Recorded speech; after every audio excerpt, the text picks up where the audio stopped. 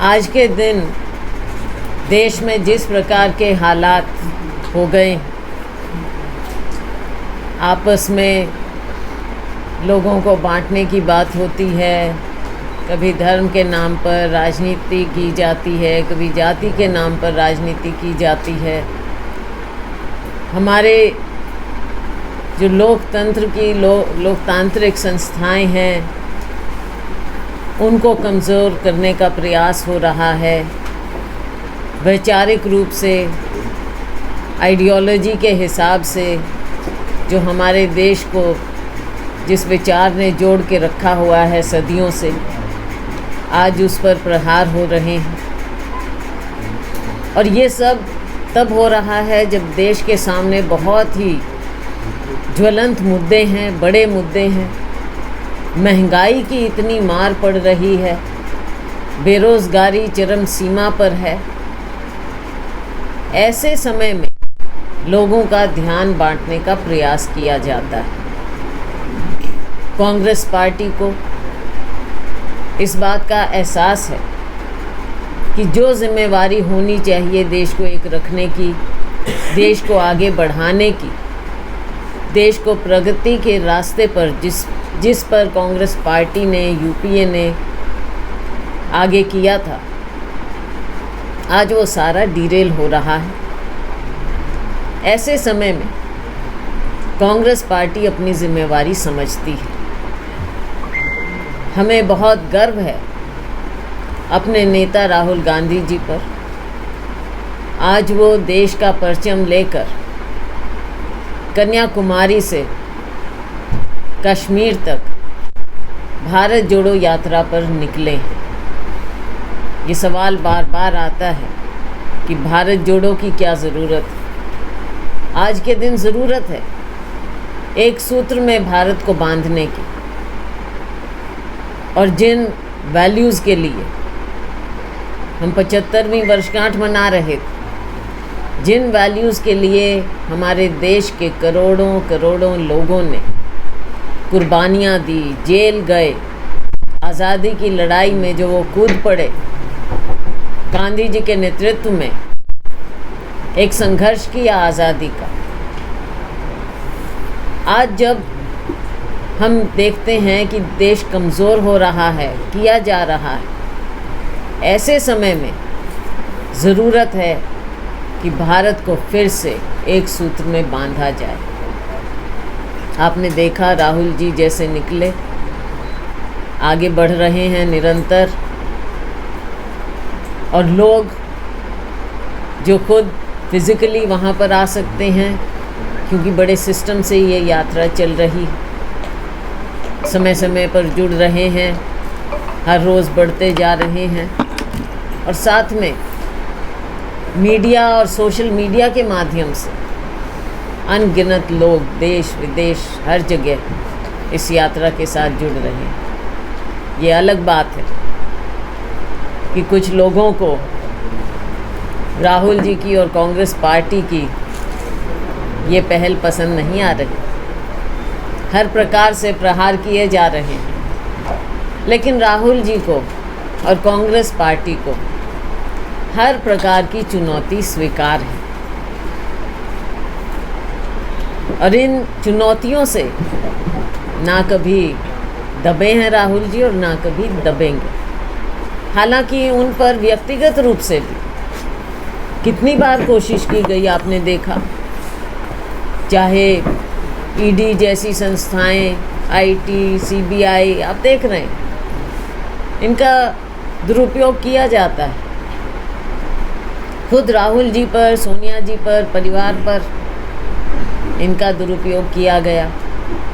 लेकिन इन बातों से जो एक बड़ी लड़ाई है देशवासियों के लिए, उस लड़ाई से पीछे हटने वाले नहीं। और ये यात्रा जैसे जैसे आगे बढ़ेगी, आप देखेंगे और ज़्यादा सफल होती जाएगी, क्योंकि यात्रा का मकसद न केवल देश को जोड़ना वैचारिक रूप से, लेकिन जो ज्वलंत मुद्दे हैं आज के दिन और जो प्रगति के रास्ते से देश को हटाया जा रहा है, दोबारा से उन मुद्दों को उठाना, और लोगों के, जनता के मुद्दों को उठाना, ये मकसद है और इस मकसद में निरंतर आगे बढ़ते रहेंगे। वो कौन लोग हैं जिनको राहुल गांधी की भारत जोड़ो यात्रा रास नहीं आ रही? भारतीय जनता पार्टी, सरकार, मुख्य रूप से आरएसएस, क्योंकि इनके विचारों को, इनकी विचारधारा को चुनौती दी जा रही। कोई भारत को तोड़ने की, समाज को तोड़ने की बात करता है, कांग्रेस पार्टी जोड़ने की बात करती है। आदमपुर उपचुनाव आने वाला है, इसी टाइम भी डिक्लेयर किया जा सकता है। दो मुख्यमंत्री आम आदमी पार्टी के आदमपुर में आए, उन्होंने कहा कि उपचुनाव में मौका दे तो 2024 में आम आदमी की सरकार बना देंगे। तो इनकी तो आदत है, कभी कहीं पर उभर जाते हैं, कभी गोवा में उभर गए, कभी कहीं उभर गए। अच्छा हो कि अपना ध्यान दें अपने अपने राज्य में। पंजाब में ध्यान दें, वहाँ के मुख्यमंत्री, पंजाब में जो रोज़ बातें हो रही हैं, किससे हो रही हैं, किसी से छुपे नहीं। दिल्ली पर ध्यान दें, देश की राजधानी है, आज बदहाली में है। हमें तो लगता है कि भारतीय जनता पार्टी और आप पार्टी एक ही थैली के चट्टे बट्टे हैं, एक ही कॉइन के दो पहलू हैं। तो ये ड्रामेबाजी में माहिर हैं दोनों और एक दूसरे को दिखावा करते हैं। ये तो आके कुछ भी कहेंगे, अब ये गेस्ट अपीयरेंसेस से कुछ नहीं होगा। प्रदेश में स्कूलों को लेकर के बहुत जगह पे धरने चले हुए हैं और आपके गृह क्षेत्र उतलाना में भी फरीदपुर में 3 तारीख से लगातार धरना चल रहा है, बच्चे स्कूल के बाहर बैठे हैं। इसको लेकर के आप क्या कदम देखिए, पर जाएंगे? फरीदपुर में जो हो रहा है वो किसी से भी छुपा हुआ नहीं है और मेरे तक भी ये बात आई है हमारा, क्योंकि देखो वैसे तो सारा ही अपना घर है, लेकिन फरीदपुर भी अपना घर है ही। और बच्चे जब मजबूरन अपनी पढ़ाई के लिए, तो आप मुझे ये बताइए कि राइट टू एजुकेशन कहाँ गया, जो मौलिक अधिकार है एक बच्चे का पढ़ाई के लिए। ये सरकार पूरी तरह से हमारे बच्चों के भविष्य को नज़रअंदाज कर रही है।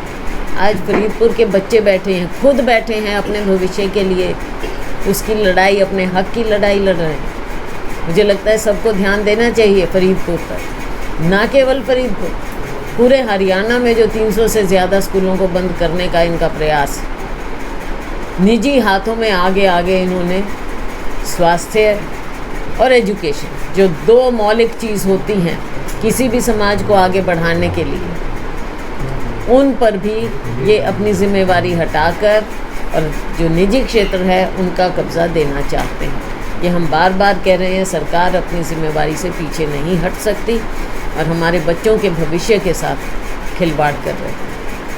Bhajpa make in India number 1 और कांग्रेस चुनावी भारत जोड़ो यात्रा, जनता किसके विश्वास?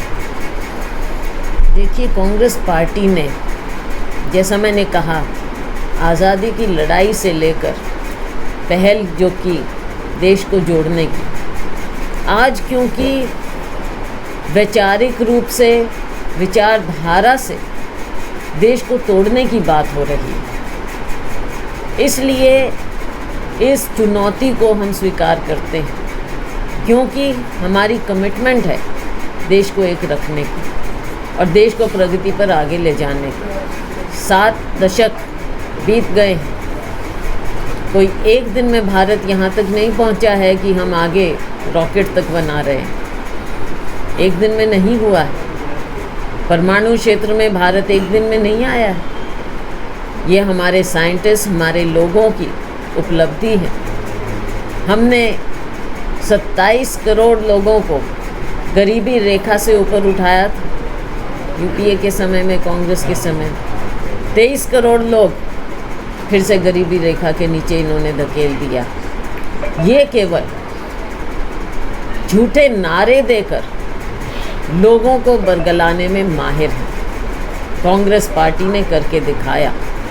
ऐसा नहीं है कि बाहरी संकट पहले ना आए हों, तेल की कीमत पहले ना बढ़ी हो। 2008 में एक बहुत बड़ा क्राइसिस आया था अर्थव्यवस्था के क्षेत्र में, लेकिन यूपीए सरकार ने कांग्रेस पार्टी की अगुवाई में उस समय इन बातों को ध्यान में रखते हुए आम लोगों को सशक्त किया। चाहे खाद्य सुरक्षा बिल लाए थे, राइट टू एजुकेशन लाए थे, अनेकों कानून हमने बनाए प्राइसेस तेल की कीमत, एलपीजी की कीमत हमने नियंत्रण में रखी थी। आज क्या कारण है? क्या ये सरकार बिल्कुल, भारतीय जनता पार्टी सरकार बिल्कुल असहाय है, हाथ खड़े कर रही है? क्या कारण है कि जो 350 रुपये 400 रुपये सिलेंडर होता था आज 1000 पार कर चुका है? क्या कारण है? ये इनकी कमज़ोरी है, ना केवल कमज़ोरी, इनकी गलत नीतियां हैं। आम लोगों से, गरीब लोगों से, मिडिल क्लास से इनको कोई लगाव नहीं है, वरना ये हमारे देश के लोगों को बचाने की बात करते हैं। लेकिन इन चीज़ों पर ना नियंत्रण ये रख सकते हैं, इनकी गलत सोच है। एक सोच ज़रूर है, 2-3 जो राहुल जी बार बार कहते हैं, 2-4 धनाढ्य लोग हैं, बड़े कॉरपोरेट हाउसेस हैं जिनके हाथ में इन्होंने सब कुछ बेच देना है, उनके हाथ में चला जाएगा। हमारा छोटा उद्योग MSME आज ख़त्म होता चला जा रहा है। सब कुछ ये बड़े कॉरपोरेट हाउस खरीद रहे हैं। ये अचीवमेंट तो आपको बहुत बड़ी लगती है कि हमारे कुछ उद्योगपति दुनिया की बड़ी लिस्ट में आ गए हैं। क्या वो अचीवमेंट है? या हमारा गरीब आदमी जो और गरीब हो रहा है, हमारी छोटी इंडस्ट्री बंद हो रही है, क्या वो अचीवमेंट है? इस बात की तुलना करनी पड़ेगी और हम लोगों की लड़ाई राहुल जी के नेतृत्व में लड़ते रहेंगे। दीपेंद्र हुड्डा जी 1 महीने के अंदर आदमपुर में 3 बार दौरा कर चुके हैं, कि आप भी जाएंगे? तो हम भी जाएंगे, समय आएगा हम जाएंगे, उसमें क्या बात है। तो कई बार देखने को मिलता है कि दीपेंद्र हुड्डा 3 बार दौरा किया, उस बीच ना हुड्डा और कुमारी शैलजा का गुट दिखाई देता है। कहीं भी अगर देखें तो वहाँ पे ना एक दूसरे के कार्यकर्ता नहीं दिखाई देते। देखो, कुछ लोगों को आदत होती है केवल अपना अपना वो करके दिखाना और करें, तो मैं केवल उनको नहीं कह रही, कई लोग होते हैं इस तरह के, तो वो कर रहे हैं। अगर पार्टी को मजबूत कर रहे हैं तो कोई बुरी बात नहीं है। तो आपको लगता है 2 राह में अगर चलेंगे तो आदमपुर का उपचुनाव कांग्रेस पार्टी जीत पाएगी? देखो, ये मैं मानकर चलती हूँ कि कांग्रेस पार्टी को मजबूत करना, कांग्रेस पार्टी को मिलजुल कर लड़ाई लड़नी पड़ेगी। लेकिन अगर अलग राह पर किसी ने चलना है या कुछ दिखाना है तो उसका नुकसान तो कांग्रेस पार्टी को तो होगा ही होगा, लेकिन अल्टीमेट नुकसान हरियाणा वासियों का होता है। अभी आपने कहा था CBI का दुरुपयोग हो रहा है, हिसार में समाधि प्रकरण हुआ हत्याकांड गोवा में, तो उसकी सभी CBI की मांग कर रहे हैं, तो आपको लगता है CBI जांच सही हो पाएगी? देखो, CBI की जांच, आपको मैं याद दिलाना चाहूँगी, लोगों का विश्वास एक दिमाग में है कि CBI की जांच होनी चाहिए। ये पहले से होता रहा था, क्योंकि लोगों को ये लगता है कि निष्पक्ष होना चाहिए और CBI निष्पक्ष होती है। कई बार लगता है, और फिर कई बार ये भी होता है कि जब कई राज्य इसमें मिले होते हैं तो कोई सेंट्रल एजेंसी आए और वो करे, ये भी कारण होता है। लेकिन जो मैं दूसरी बात कह रही थी, उस बात पर मैं फिर से दोहराना चाहूँगी कि ये जो एजेंसीज़ हैं, चाहे इनकम टैक्स की है, चाहे CBI है, चाहे ED है, ये जग ज़ाहिर बात है कि राजनीतिक विरोधियों के खिलाफ इन एजेंसीज़ का आज के दिन सेंट्रल गवर्नमेंट इनका उपयोग करते हैं, बल्कि दुरुपयोग किया जा रहा है। ये कोई छिपी हुई बात नहीं है। लेकिन जो ये प्रकरण है, इस पर हमने पहले भी कहा कि निष्पक्ष जांच होना ज़रूरी है, क्योंकि इसके कई पहलू जो एजेंसीज़ के माध्यम से ही, न्यूज़ रिपोर्ट्स के माध्यम से ही हम देख रहे हैं, और उनके परिवारजनों से भी हमने बात की। तो एक डिमांड है कि निष्पक्ष जांच होना चाहिए, और कई राज्यों से जुड़ा मामला भी है, इसलिए। कुलदीप बिश्नोई कांग्रेस छोड़ के BJP में चले गए। वो कहते हैं कि प्रधानमंत्री की नीतियों से प्रभावित हुआ हूँ, मुख्यमंत्री की नीतियों से प्रभावित हुआ। क्या लगता है, सच में किसी नीति से प्रभावित है या कोई महत्वाकांक्षा उनकी है? और दूसरा ये कि BJP उनको टिकट देने का दावा कर रही है, अब कुछ लोग कांग्रेस में भी शामिल होंगे, तो कांग्रेस अपने कार्यकर्ताओं पे चुनाव लड़ेगी या फिर बाहर से जो आएंगे उनको टिकट देगी? देखो, ये तो मिल बैठकर फैसला होना चाहिए कि भाई कौन कैंडिडेट हो और कौन वहाँ हल्के के लिए बेहतर कैंडिडेट साबित होगा। ये समय पर पता चलेगा। जहाँ तक कि उनकी बात है कुलदीप बिश्नोई जी की, उन्होंने अपना कोई राजनीतिक फैसला लिया है, ये उनका फैसला है, उस पर हम क्या टिप्पणी करें। उपचुनाव में सुनने में आ रहा है पूर्व मुख्यमंत्री ओम प्रकाश चौटाला जी इनेलो से उतर सकते हैं मैदान में। क्या वो मैदान में उतरेंगे तो क्या फाइट क्या रहने वाला है? ऐसा है, सुनने में तो बहुत कुछ आता है। अभी इस तरह की बातों पे भाई ये सुनने में आ रहा है और इस पे क्या, जब असलियत सामने आएगी तब हम देखेंगे। कांग्रेस की जो भारत जोड़ो यात्रा है वो हरियाणा से भी गुजरेगी, जी। तो आप मानते हैं, अभी तो उसमें थोड़ी देरी है, कि उसका असर हरियाणा में कांग्रेस को मजबूती देगा? बिल्कुल बिल्कुल देगा। और राहुल जी के नेतृत्व में जब ये यात्रा यहाँ पर आएगी, समस्त कांग्रेस जन और हरियाणा वासी इसके साथ जुड़ेंगे। आदमपुर पे कई क्वेश्चन हो गए, क्या आप मानते कांग्रेस के लिए भी ये एक ऐसी टेस्ट होगा आदमपुर का उपचुनाव?